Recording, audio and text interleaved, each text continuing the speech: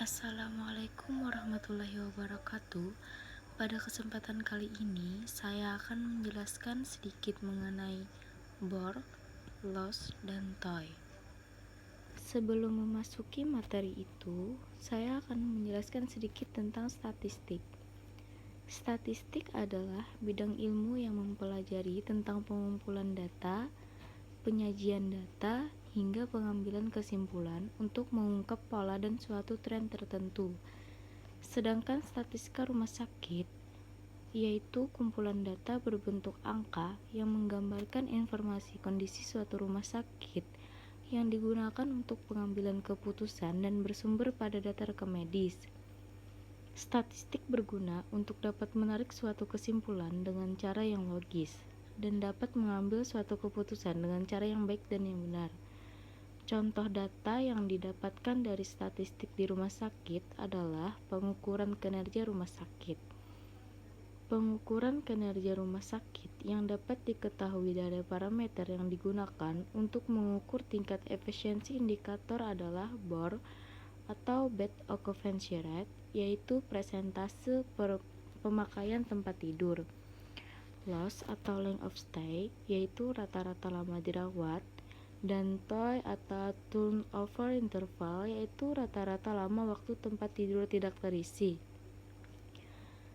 Berikut ini sedikit penjelasan mengenai BOR, TOI, dan loss. Pertama-tama, saya akan menjelaskan mengenai BOR atau Bed Occupancy Ratio. BOR menurut Huffman adalah the ratio of patient service days, the inpatient bed count days in a varied unit consideration. Sedangkan menurut Departemen Kesehatan Republik Indonesia, BOR adalah presentasi pemakaian tempat tidur pada satuan waktu tertentu. Indikator ini memberikan gambaran tinggi rendahnya tingkat pemanfaatan tempat tidur di rumah sakit. Untuk standar nasional, nilai BOR adalah 70-80%. Standar internasionalnya dianggap baik dengan 90%. Sedangkan standar ideal nilai BOR menurut Departemen Kesehatan adalah 60-80%. Berikut ini rumus dari BOR. BOR sama dengan jumlah hari perawatan dibagi dengan jumlah tempat tidur dikali jumlah hari dalam satu periode dikali 100%. Untuk keterangannya, jumlah hari perawatan adalah jumlah total pasien dirawat dalam satu hari kali jumlah hari dalam satu tahun.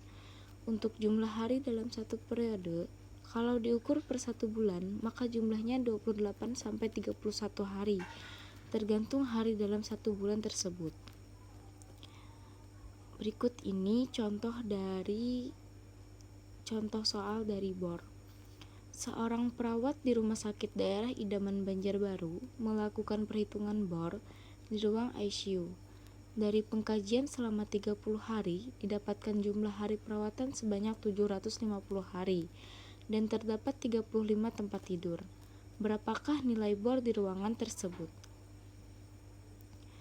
Diketahui, untuk jumlah hari perawatan sama dengan 750 hari, jumlah hari dalam satu periode sama dengan 30 hari, dan jumlah tempat tidur sama dengan 35. Setelah diketahui nilai-nilai tersebut, maka dimasukkan ke dalam rumus BOR. Rumus BOR tadi, jumlah hari perawatan dibagi dengan jumlah tempat tidur dikali jumlah hari dalam satu periode dikali 100%, sama dengan 750 dibagi dengan 35 dikali 30 dikali 100%. 750 dibagi 1050 dikali 100%, hasilnya adalah 71,4%, atau dibulatkan menjadi 71%. Yang kedua ada loss atau length of stay. Menurut Huffman, loss adalah the average hospitalization stay of inpatient discharge during the varied unit consideration. Loss menurut Departemen Kesehatan Republik Indonesia adalah rata-rata lama rawat seorang pasien. Indikator ini selain memberikan gambaran tingkat efisiensi, juga dapat memberikan gambaran mutu pelayanan. Apabila diterapkan pada diagnosis tertentu, dapat dijadikan hal yang perlu pengamatan yang lebih lanjut. Secara umum, nilai loss yang ideal antara 6-9 hari. Berikut ini rumus dari loss. Loss sama dengan jumlah lama dirawat dibagi dengan jumlah pasien keluar hidup ataupun mati. Untuk keterangannya, jumlah lama dirawat itu adalah jumlah hari perawatan pasien dalam satu periode, dan jumlah pasien keluar hidup dan mati adalah jumlah pasien yang dimutasikan, keluar baik pulang, mutasi lari, ataupun meninggal. Berikut ini contoh soal dari loss. Seorang perawat di Rumah Sakit Daerah Idaman Banjarbaru melakukan perhitungan loss di ruang ICU. Dari pengkajian selama 30 hari, didapatkan jumlah lama dirawat sebanyak 750 hari, dan terdapat 35 tempat tidur, dan jumlah pasien keluar adalah 135 orang. Berapakah nilai loss di ruangan tersebut? Diketahui, untuk jumlah lama dirawat itu sama dengan 750, jumlah pasien keluar hidup dan mati sama dengan 135. Dari nilai tersebut dimasukkan ke dalam rumus loss. Loss sama dengan jumlah lama dirawat dibagi jumlah pasien keluar baik hidup dan mati. 750 dibagi dengan 135 sama dengan 5,55 hari atau dibulatkan menjadi 6 hari. Dan yang ketiga ada TOI atau turnover interval. TOI adalah rata-rata hari di mana tempat tidur tidak ditempati dari telah diisi ke saat terisi berikutnya. Indikator ini memberikan gambaran tingkat efisiensi penggunaan tempat tidur. Idealnya, tempat tidur kosong tidak terisi pada kisaran 1-3 hari saja. Adapun rumus dari TOI adalah jumlah tempat tidur dikali periode dikurang hari perawatan dibagi dengan jumlah pasien keluar, hidup, dan mati. Untuk keterangan, jumlah tempat tidur adalah jumlah total kapasitas tempat tidur di ruangan, jumlah pasien keluar, hidup, dan mati adalah jumlah pasien yang dimutasikan, keluar baik pulang, mutasi lari, ataupun meninggal.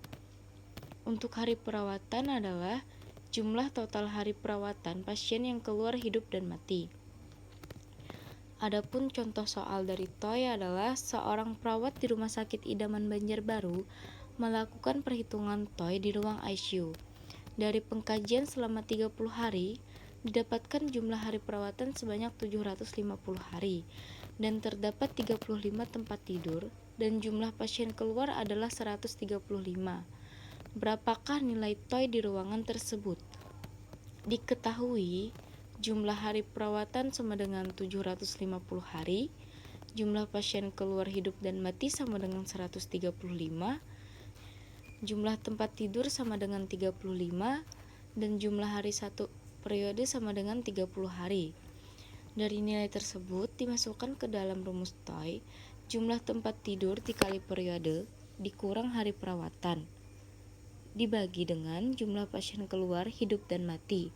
35 dikali 30 dikurang 750 dibagi dengan 135. 1050 dikurang 750 dibagi 135 sama dengan 300 dibagi 135 sama dengan 2,22 hari atau dibulatkan menjadi 2 hari. Dari ketiga data tersebut dapat disimpulkan bahwa data tersebut sudah masuk dalam standar idealnya masing-masing. Mungkin itu saja penjelasan dari saya. Semoga bermanfaat. Wassalamualaikum warahmatullahi wabarakatuh.